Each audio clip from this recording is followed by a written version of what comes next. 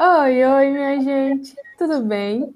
Sejam muito bem-vindos e muito bem-vindas ao segundo podcast Escolas do Futuro. Meu nome é Aline Almeida, faço parte da equipe e hoje eu trouxe uma convidada mais que especial. Se apresenta pra gente, Alana. Olá, você que está aí nos assistindo, seja muito bem-vindo e bem-vinda. Eu sou a professora Alana Carvalho, eu sou professora do Instituto Federal de Educação, Ciência e Tecnologia do estado do Ceará, mais especificamente ali no campus Horizonte. Então, eu sou professora dos cursos de formação de professores, dos cursos de licenciatura, e também, atualmente, atuo como diretora, como gestora de ensino nesse campus, né? Mas, eventualmente, por aí você já deve ter me visto, né? Pelo Instagram, pelo YouTube. Eu estou por aí, pelo Brasil, conversando um pouquinho com os professores nesse momento tão delicado, né? Nesse momento tão disruptivo para todos nós a respeito das tecnologias, do ensino, enfim. Então, eu sou essa daí que você vê também pelas redes sociais, assim. Bem comunicativa, gosto muito de conversar, adoro falar sobre educação. E desde já também agradeço o convite da Aline, viu, Aline? Aqui para o Por Escolas do nada. Futuro. É muito bacana a gente poder ter um lugar, ter voz, ter, inclusive, possibilidade de levar realmente um conhecimento mais embasado, conhecimento mais evidenciado, né, no meio científico. Então, é admirável a ação de vocês e me sinto lisonjeada de ter sido escolhida, convidada para participar desse podcast.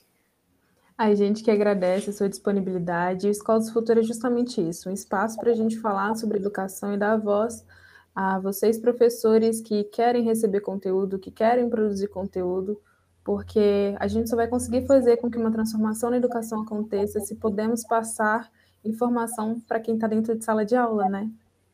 Mas, já entrando um pouquinho dentro do tema, hoje a gente vai falar sobre ensino híbrido. Alana, o que raios é ensino híbrido? Vamos lá, né? O ensino híbrido, ele é um formato de ensino que foi viabilizado pelos pesquisadores e professores lá nos Estados Unidos, que lá eles trouxeram a conjectura de combinar situações para uma aprendizagem. E uma aprendizagem que muitas vezes o próprio aprendiz ele tem algumas demandas específicas de tempo, de espaço. Então, o ensino híbrido ele é um formato de ensino em que várias metodologias podem estar dentro dele. E ele vem, obviamente, né, do blended learning, que é a aprendizagem combinada que eu acabei de mencionar. Então, não é o professor pensar assim, né? Ou o aluno, ou o pai do aluno, né? Pensar assim, é uma parte em casa e uma parte na escola. Não, Uhum. não simplesmente. O ensino híbrido, ele detém de duas variáveis que são tempos e espaços. Então, não necessariamente o ensino híbrido ele ocorre em casa e na escola, ele pode ocorrer na própria escola, em diferentes espaços da própria escola, pode ocorrer em espaços que são próximos à escola, que são espaços educativos, pode ocorrer na casa do aluno, então isso vai depender muito de como o ensino híbrido ele é estruturado e também os tempos, né? O tempo que é controlado pelo professor, o tempo que é de autonomia do estudante. Então, o ensino híbrido ele tem esse combinado de tempos e espaços para, e a finalidade, gente, é a mesma do ensino convencional, que é realmente termos uma aprendizagem e uma aprendizagem significativa. Então, as pessoas dizem, o ensino híbrido, ele é o ensino da modernidade. Na verdade, desde os anos 80, aqui no Brasil, a gente vem lutando para que o conceito de ensino ele seja realmente observado dentro de todas as suas nuances, dentro de todas as suas perspectivas de conteúdos diferentes, metodologias diferentes, aprendizagem como centro, mas infelizmente a nossa cultura ainda prevalece de achar que o ensino é apenas a transmissão de alguma informação. E aí o ensino híbrido brilha aos nossos olhos porque ele une, na verdade, novas tecnologias, novas metodologias, demandas contemporâneas, E isso faz com que a gente ainda mais engrandeça realmente o conceito de ensino, né? Mas eu Uhum. sempre digo para os professores, e eu gosto de deixar essa dúvida esclarecida, viu, Aline? Não é só o ensino híbrido que vai cuidar dos objetivos, dos recursos, das metodologias, não. É qualquer ensino. A Sim. gente, infelizmente, carregou um conceito de ensino que, de fato, não é o didaticamente mais correto, eu posso dizer assim. Uhum. Exatamente. E uma coisa que você falou que eu achei legal é que o ensino híbrido ele vem, mas ele consegue abraçar também outras ferramentas, outras tecnologias. Tipo, é como se ele estivesse chegando com os coleguinhas dele, falando assim, ó, eu posso fazer isso, mas eu também consigo trazer uma galera que também pode fazer isso, isso, isso, isso, isso. E me fez lembrar quais são os tipos de ensino híbrido que a gente pode encontrar. Tem diferença ou tipo é um só? Como é que é?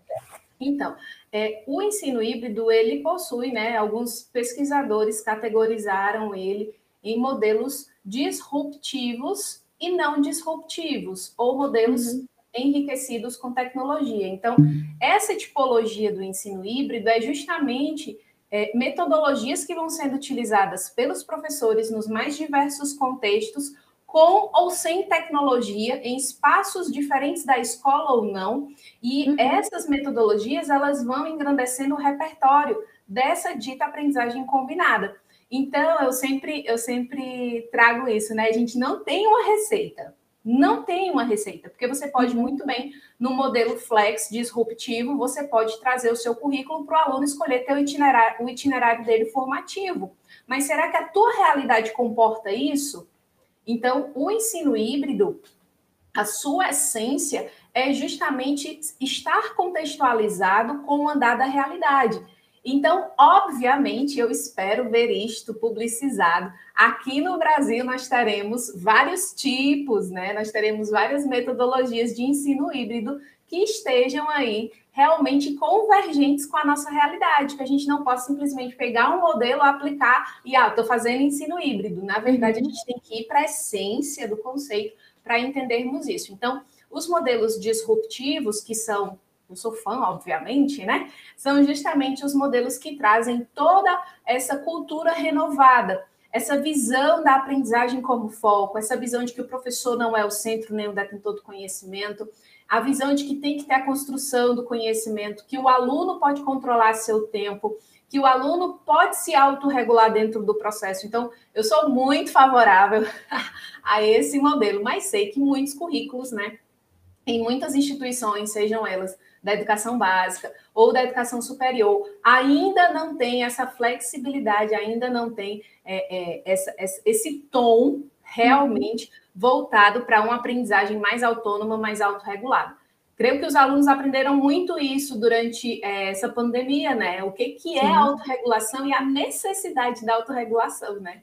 sim. E o bacana é que o ensino híbrido, como a gente estava conversando antes, ele abrange as metodologias ativas. E metodologia ativa tem como foco principal colocar o estudante como sendo protagonista, autodidata, entre aspas, do próprio ensino, sabe? Dele conseguir e dele correr atrás da sua própria aprendizagem, do seu próprio ensino. E uma dúvida que eu tenho, Alana, existem diferentes termos, as pessoas costumam confundir ou não ensino híbrido com outras palavras? Com certeza, né?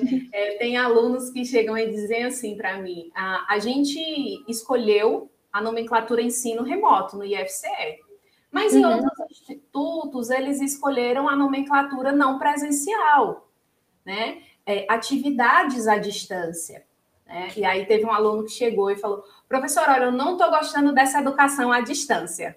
Aí eu chega junto aqui, vamos conversar um pouquinho sobre o que é educação à distância, AD, que está normatizada e legislada dentro do nosso Sistema Nacional de Educação, e vamos conversar um pouquinho sobre o que é esse formato de ensino, que nós vamos chamar de ensino emergencial, uhum, e está sendo à distância. São duas coisas diferentes, porque veja só, e aí quando eu faço essa fala para o aluno, eu faço também para o professor, né?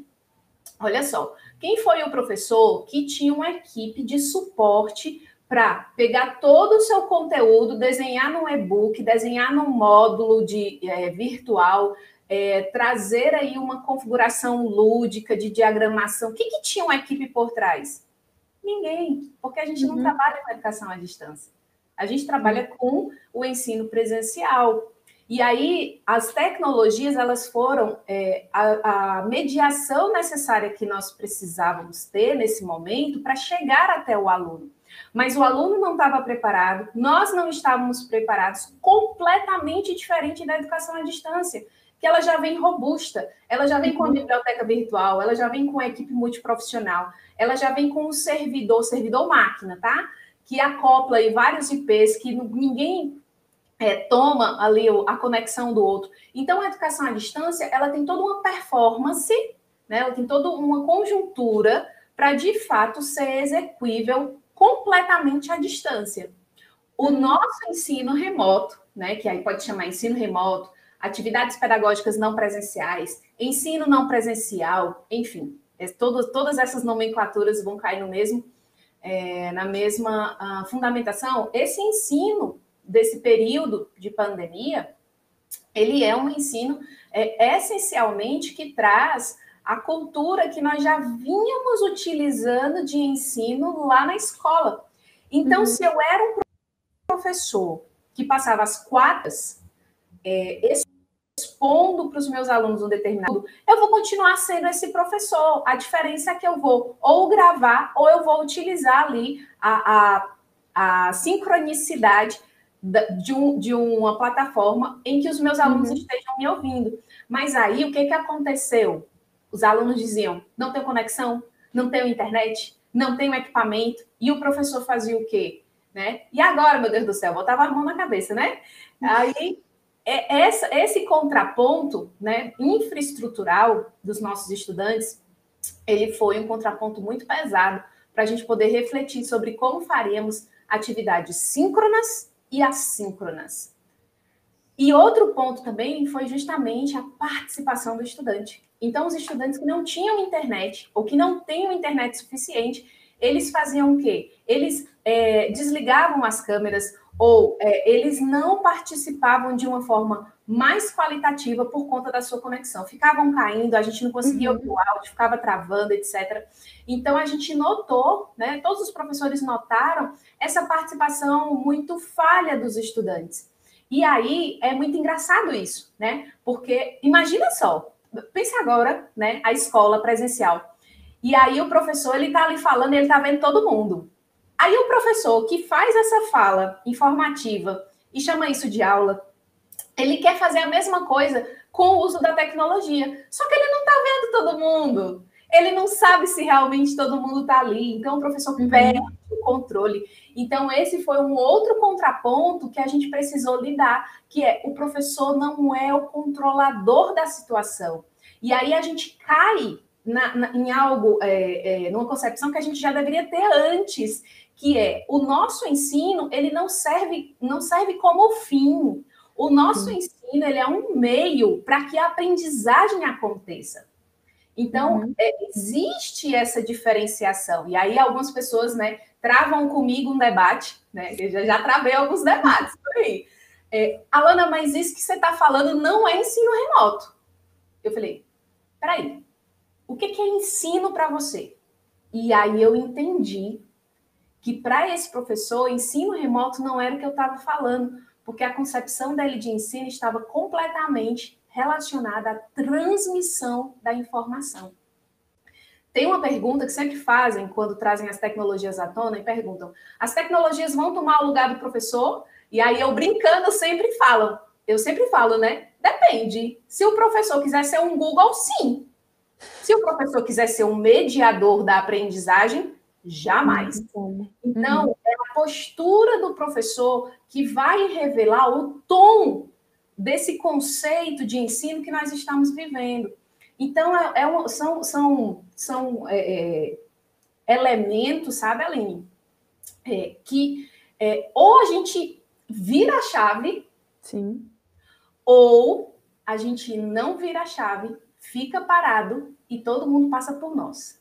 Exatamente. Então, a nossa postura docente tem que ser realmente uma postura muito esclarecida. E eu não vou fugir da postura discente, não. O aluno, ele tem que entender o que a instituição vai lhe oferecer, quais são os seus direitos, quais são os seus deveres, qual que é o seu papel naquele processo. Porque, como você bem falou, é por isso que a metodologia ativa, ela combina muito com o ensino híbrido, por conta do protagonismo e autonomia do discente. Porque, justamente, eu não posso, Aline, abrir a tua cabeça, né? Eu não posso mexer nos teus neurônios, nas tuas sinapses. Não posso. Não tem como, né? Mas quem que faz isso? Você. O que é que eu posso fazer? Estimular.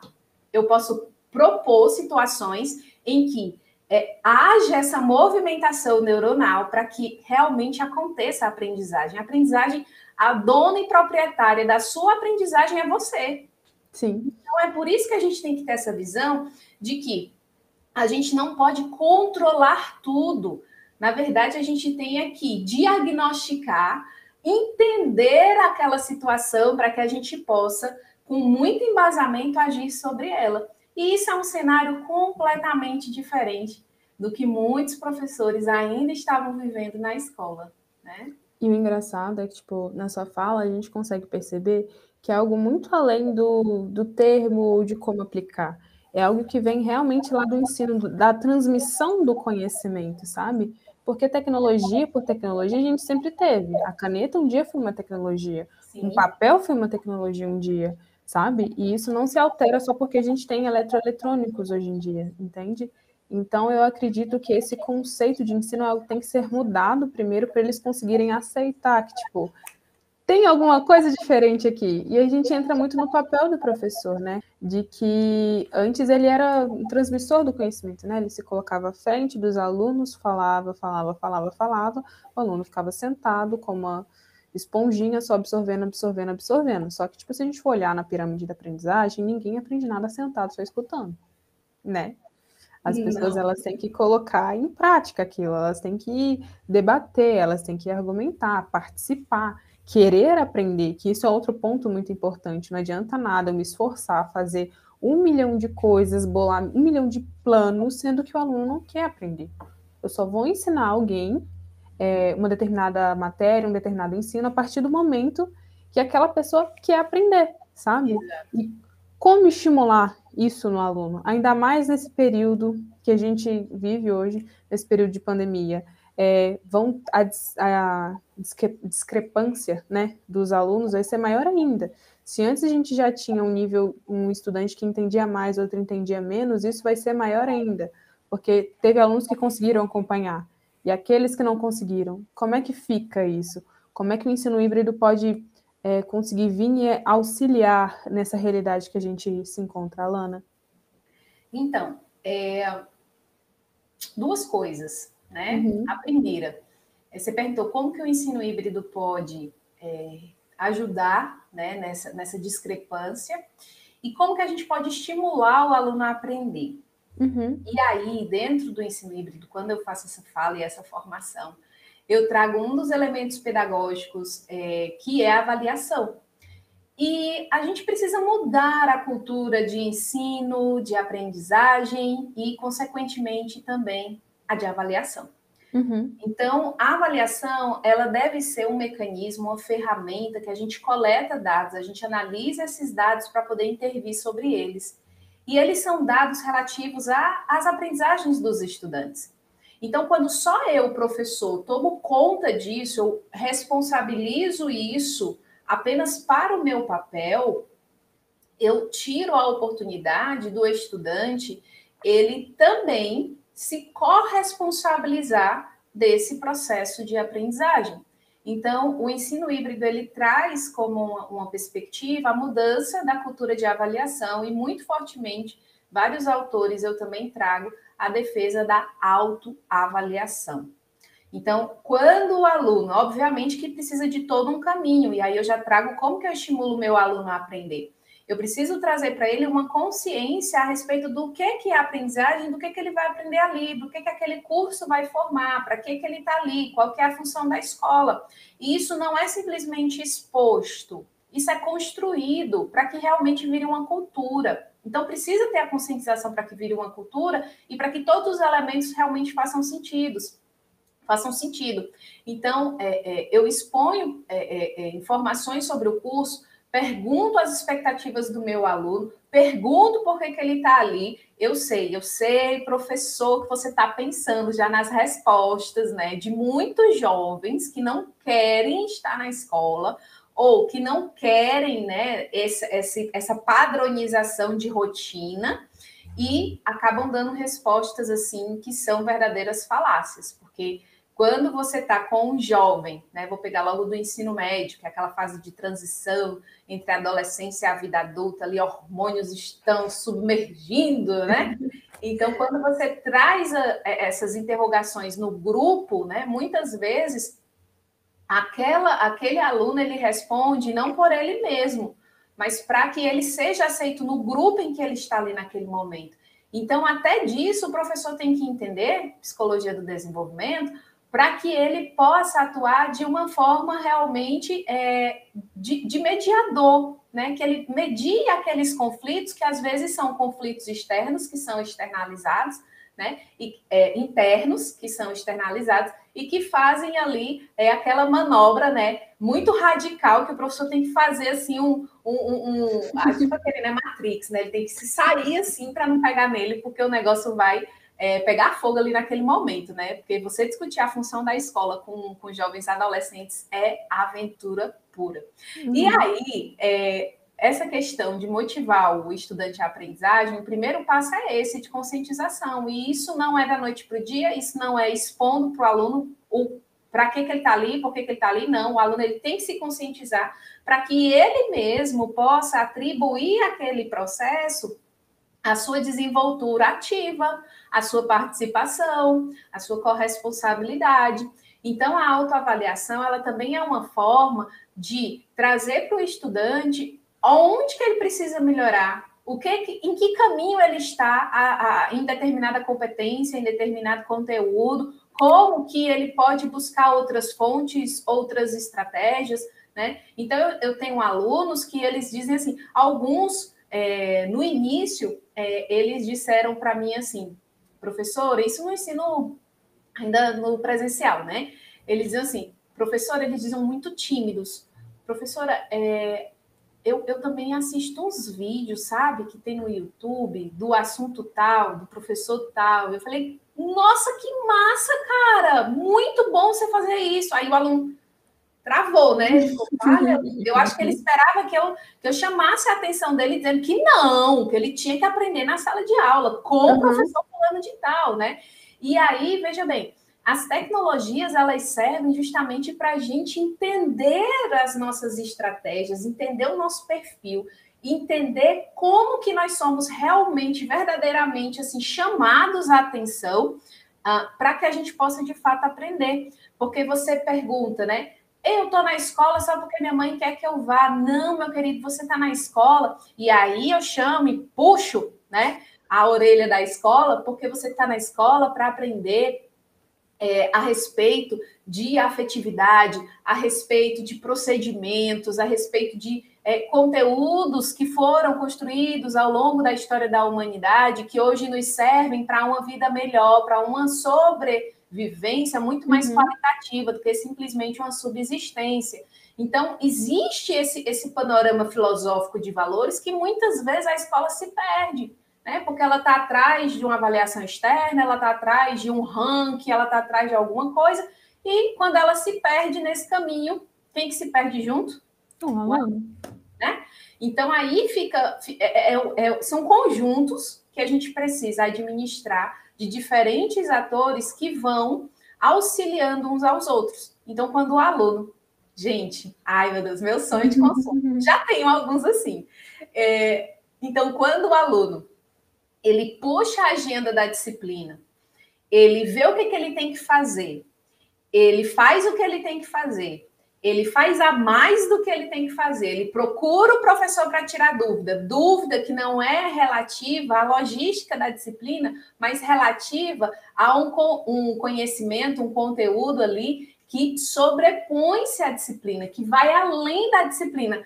Cara, eu fico assim, eu fico eu não tenho nem palavras, eu fico até encantada, né? eu fico muito emocionada quando o aluno escreve um WhatsApp para mim. Eu sou dessas, eu liderei no WhatsApp. Fazer o quê?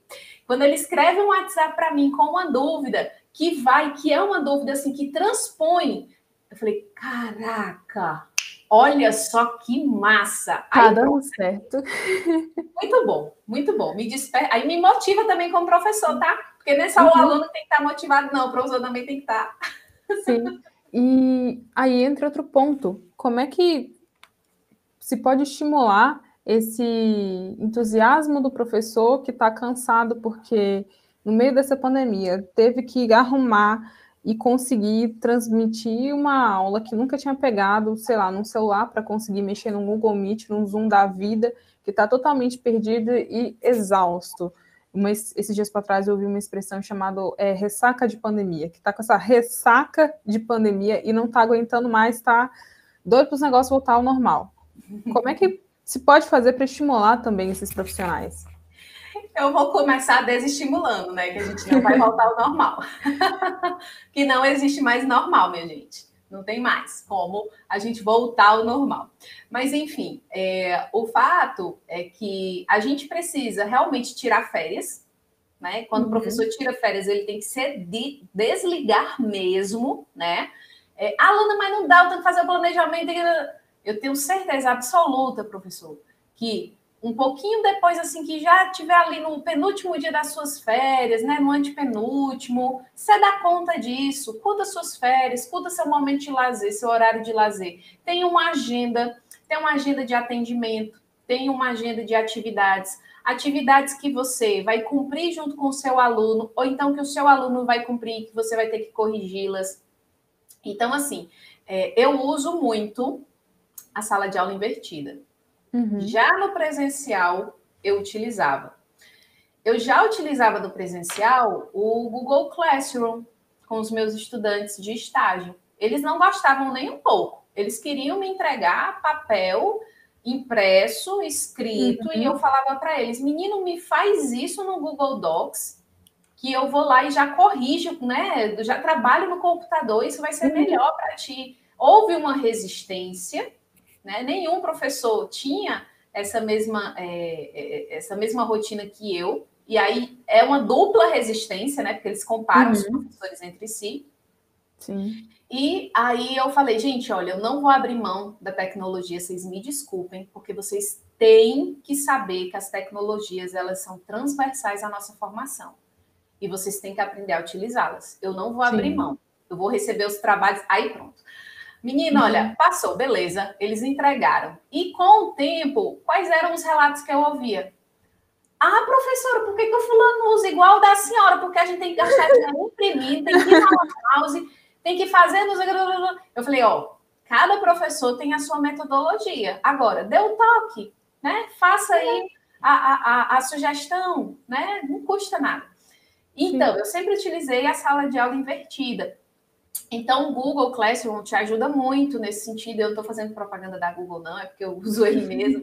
Mas qualquer outra plataforma, se tu pega um Padlet junto com o Zoom, enfim, tu consegue, né, dependendo da tecnologia que tu conhecer para poder fazer uso. Então, tu consegue trazer uma videoaula para o teu aluno que vai despertar ali o interesse dele de 10 minutos. O que, Alana? Eu dou uma aula de 60 minutos, como é que eu vou dar uma videoaula de 10 minutos? Você vai colocar ali a exposição do que é essencial, porque, meu querido, o que vai garantir a aprendizagem não são os 10 minutos de vídeo que ele vai assistir, não. Ali vai só incitar a ele pensar sobre aquilo. O que vai garantir a aprendizagem é o fazer dele, é o socializar dele. E aí você precisa muito mais do que simplesmente 50 minutos para fazer uma atividade colaborativa de forma síncrona, que você vai dividir as salas, vai dividir grupos, vai usar um documento de escrita colaborativa, compartilhado, enfim. Então, essa mudança, ela também tem que ocorrer, não só, obviamente, do professor, mas ocorre também conceitualmente para o aluno, né? Porque daí ele passa, opa, eu não vou mais passar 60 minutos só aqui ouvindo, sentado, de braço cruzado. até mesmo ouvindo o professor e fazendo outra coisa, porque aí a sua atenção ela está desfocada, a atenção é um fator do processo de aprendizagem, tu vai se dar muito mal se tu ficar fazendo isso. E aí o aluno ele tem aqueles 10 minutos que são aqueles 10 minutos muito fortes, muito fervorosos, muito bem editados, para poder depois fazer ali a socialização. Aí o professor, ixi, Alana, mas eu não gosto de aparecer na câmera, eu não sei fazer vídeo, eu não sei editar, eu não sei, eu não sei isso, eu não sei aquilo, né? Beleza, professor, não tem problema. A gente tem hoje um aporte público que é muito vasto, né? Tanto você tem aulas que já têm um certo nível de qualidade, que são da educação à distância lá no domínio público, como você tem aulas que são altamente lúdicas no YouTube.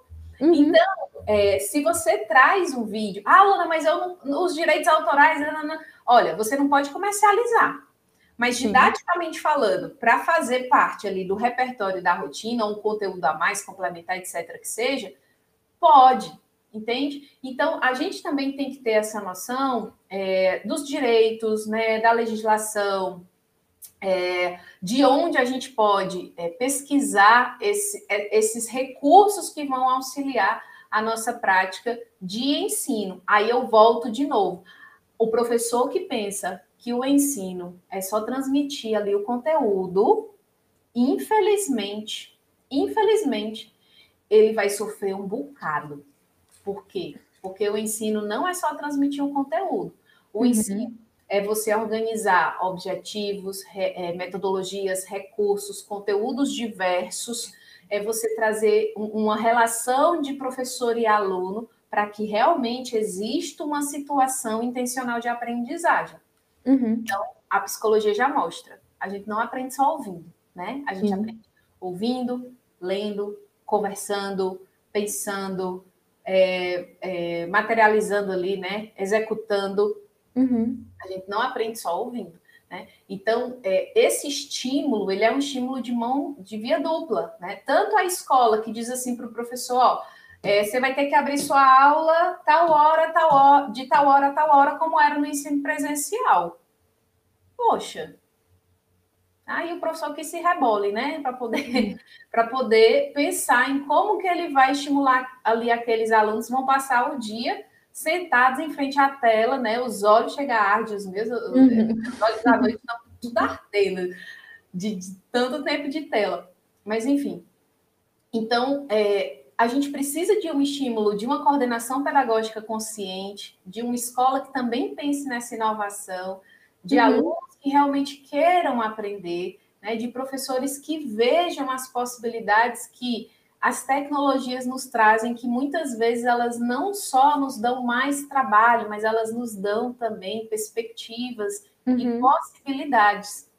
Né? Então, eu acho que a gente precisa entrar nesse terreno com uma clareza e uma abertura, né? Dizer que, ó, eu não sei, mas como que eu posso aprender? Como que eu posso fazer? O que eu posso colocar lá no lugar? Então, é mais ou menos por aí. E a outra dica, deixa eu falar, Aline. Fique à vontade. Eu não estou lhe pressionando, né, Alana? Deixa eu falar, essa é uma maneira que a gente fala muito aqui um para o outro, aqui no Ceará. É o seguinte, o professor que não gosta de aparecer na câmera, né? Ele não gosta de colocar sua imagem, né? Sua imagem ali. Tem vídeos, assim, excelentes, que trazem um conteúdo sendo abordado de uma forma de animação, em forma de desenho, em forma de podcast, só áudio. Então, assim, tem outras formas. Né? Tem outros formatos. Né? Então, pensar como que eu, professora, sou, o que é que eu quero dispor, e aí quais são os formatos e as possibilidades que eu tenho para dispor aquilo que eu, como ser humana, consigo dispor. Né? Mas professor não pode ser tímido. Pode sim. Oxi. Professor não é ator, não é atriz, não é youtuber. Professor é mediador da aprendizagem. Aprenda, né? Então, o professor ele pode ser muito bem tímido, ele não pode querer estar na câmara, ele tem esse direito, e mais do que isso, ele tem muita consciência pedagógica, eu acredito fielmente nisso, para escolher formatos e se instrumentalizar de outros protótipos e ferramentas tecnológicas Uhum. que possam dar vazão a esse momento de exposição de conteúdo, Sim. sabe? Uhum. Eu creio muito nisso. Isso é uma coisa muito bacana que tira aquele, né, estigma que a gente tem na mente de que a inovação na educação ela só acontece por meio da tecnologia. E não, a inovação na educação, a tecnologia na inovação para a educação, ela vai ser um meio, não a finalidade. Porque a finalidade é transformar o modo com que está sendo transmitido o conhecimento, sabe? É mudar essa chavinha, como você falou lá no início, de mudar a chavinha e falar assim, olha, alguma coisa mudou e eu tenho que mudar o modo com que eu vou comunicar com o meu aluno, o modo como eu vou transmitir o meu conhecimento para o meu aluno, e isso independente se for através de tecnologia ou não, né? Isso é muito bacana, porque a gente percebe que a inovação, ela não depende só da tecnologia, a inovação depende de nós, seres humanos, né? E principalmente no meio da educação. E transformar não somente do professor, mas sim também do aluno, porque como você mesmo disse, tem uma resistência não só dos professores, mas do aluno de início, né? Tipo, você como professor novo está chegando, né, com uma metodologia diferente, o aluno fala assim, por que você está fazendo isso? O outro professor ele não faz, o que você está caçando inovar? Ah, para com isso. Aí quando ele acostuma, gosta, fala assim, por que que o outro professor não faz que nem você, né? Fica nessa comparação, mas eu acredito firmemente que no processo que a gente está vivendo, uma hora a gente vai conseguir fazer com que boa parte dos professores entendam que essa inovação ela está acontecendo e que eles podem sim fazer parte dela e precisam fazer parte dela, né? E Alana, para fechar, eu queria que você deixasse um recadinho especial para todos os professores, todas as professoras que nos acompanham. Ok, vamos lá. Gente, esse recadinho, na verdade, eu quero trazer à tona também uma questão muito, muito pessoal de cada indivíduo, independente da profissão que ocupe. A nossa educação ela tem vários profissionais, né? Ela tem uma Uhum, equipe multiprofissional que a estabelece. Mas olhando para toda a nossa sociedade, né, e como nós nos comportamos, como nós passamos por esse momento, estamos passando por esse momento, né? A escola, ela me fez refletir muito sobre o que realmente deve estar no seu currículo. E como a gente se porta diante do outro, diante da dor do outro, diante da perda do outro, diante da lacuna do outro, sabe? Isso precisa ser ensinado na escola. E aí eu não sei como que a gente está dando conta disso também, né? Exemplo, você tem que entregar a atividade hoje, mas eu tenho que corrigir a atividade, você tem que entregar hoje. E aí o aluno acabou de perder o avô, o pai, o aluno passou por uma situação de instabilidade financeira que até ontem ele não tinha uma cesta básica para se alimentar. Enfim, são tantos problemas, né? Que às vezes uma mudança, uma quebra de paradigma, uma mudança de postura, para que a gente possa olhar para o que é essencial, e aí o essencial eu sempre toco na aprendizagem, né? Às vezes nos custa muito caro percebermos isso, né? O professor que faz isso, que tem essa postura inflexível, muitas vezes ele vai precisar ter essa flexibilidade da escola, porque o professor também fica doente, o professor também perde uhum, parente, o professor também tem instabilidade emocional. Todos nós somos assim. Então, não é um profissional, não é uma profissão. Somos seres humanos e todos estamos à mercê dessa mistura de emoção, de sensação, de falta de empatia ou de empatia. Então, a mensagem que eu trago, na verdade, é uma reflexão. Isso tem me incomodado, isso tem me gerado assim muitas dúvidas e também muitas indignações acerca do papel da escola, né? Eu faço parte das redes sociais. Eu estou no Instagram, eu sou ativa, eu vejo os comentários, eu olho os posts de algumas pessoas que eu sigo, e não dá para a gente não perceber, muitas vezes, esse compromisso com os nossos valores humanos, né? E aí eu sempre coloco, poxa, desse comentário, o que essa pessoa quis dizer com isso? E por que eu estou trazendo isso? O que isso tem a ver com a educação? Hoje, a gente trabalha muito mais com as redes sociais. Então, eu respondo um aluno por WhatsApp, eu respondo um aluno por uma linguagem verbal escrita, e eu tenho que ter cuidado com essa linguagem verbal escrita. Eu respondo o aluno ou chamo a atenção de um aluno no meio da aula e eu não sei de fato como que ele está, sob que condições ele está, sabe? Então, isso para mim é muito latente também, né? E aí, quando Lana, mas é besteira você tirar um dia, né? Só flexibilizar ali um dia, uma semana para o aluno entregar alguma coisa e tal e tudo. Isso é besteira. Isso não é besteira. Isso também é aprendizagem. Isso tem a ver com interpessoalidade. Isso tem a ver com inteligência emocional. Isso tem a ver com uma sociedade de relações sociais sadias, de inclusão, né?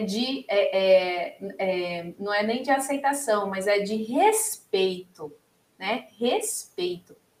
Então, eu sou de uma geração, não sei você, Aline, mas eu sou de uma geração que quando eu saía de casa, minha mãe dizia assim, ó, se a professora colocar um recadinho na sua agenda, quando você chegar em casa, você vai ver, né? Então, o que é que eu tinha na cabeça, né? Obedecer a professora. Obedecer a professora, porque daí, né, com certeza, indiretamente, eu estava obedecendo a regra da minha mãe, né? Mas essa foi a cultura que eu fui criada. Ah, mas sua mãe devia ter... Era o repertório que ela tinha na época, eu respeito isso. Agora, eu, adulta, se mãe, não faria da mesma forma. Como eu trago também essa discussão de pessoas que estão junto de mim e fazem da mesma forma, eu as coloco para refletir. Isso é educação. Isso é educação.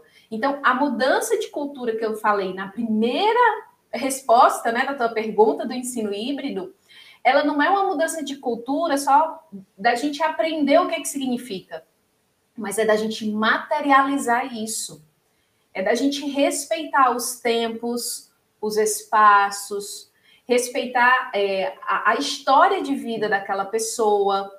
E as tecnologias, elas não devem nos aprisionar, elas devem nos libertar. De que forma? Possibilidades. Possibilidades. Então, a gente vai ter tanta possibilidade daqui para frente, tanto posto de trabalho sendo criado, tantas pessoas que estavam fora do mercado de trabalho e que hoje vêm condições de estarem no mercado de trabalho, numa posição em que não podiam estar, porque o seu deslocamento geográfico ou até mesmo a sua rotina lhe impediam, e agora a gente vê a necessidade de ter determinados profissionais em diferentes horários e de diferentes formas.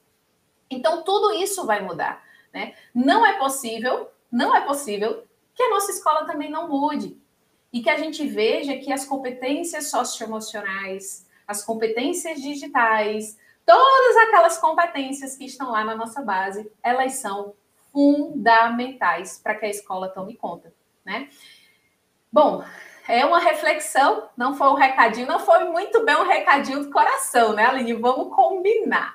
Foi uma reflexão, porque, de fato, o meu papel, né, eu sempre faço eu tô abrindo o coração aqui, sério. Eu sempre faço essa reflexão, né? Qual que é a minha intenção? Por que eu estou fazendo isso? Né? E eu gosto muito da verdade. Eu sou fã da verdade. E muitas vezes o óbvio precisa ser dito. O óbvio precisa ser ouvido para que a gente possa voltar, que a gente possa retornar no nosso próprio eu, na nossa história de vida, nos nossos valores, na nossa filosofia, para que a gente, voltando-se para isso que a gente tem de conhecimento, a gente possa externalizar, a gente possa oferecer para o universo, para o outro, para o mundo, né? Algo que está muito mais consciente, refletido, que tem muito mais significado. E eu sei por que eu estou fazendo aquilo, né? Então, isso faz parte da consciência humana e, mais do que nunca, a gente precisa de muita consciência pedagógica para esse momento em que a escola, com certeza, vai ser um local, e precisa ser um local, de acolhimento e um lugar de transformação cultural, né? É agora ou nunca. Muito obrigada, Alana, por ter aceitado o convite. Eu fico muito feliz. E que bom que você deixou essa reflexão para colocar algumas cabecinhas aí para pensar no real significado que tem por trás dessa inovação e dessa transformação da educação. E um recadinho para vocês que estão escutando. Nós estamos organizando a segunda semana Escolas do Futuro, onde a gente vai trabalhar justamente o ensino híbrido. Então, ficou o convite para vocês, tá? Ó, vai ser do dia 2 ao dia 5 de agosto. E se você não participar, você vai sair perdendo. Porque a Alana vai ser uma das nossas convidadas, já começa por aí. O treino vai ser bom demais. E vão ter outros especialistas maravilhosos. Então, só vai ter coisa boa, só vai ser... Nossa, vai ser incrível. Só participa. A página de cadastro vai estar no link, então fiquem convidados, tá bom? No mais, minha gente, muito obrigada por terem escutado esse podcast Escolas do Futuro e até o próximo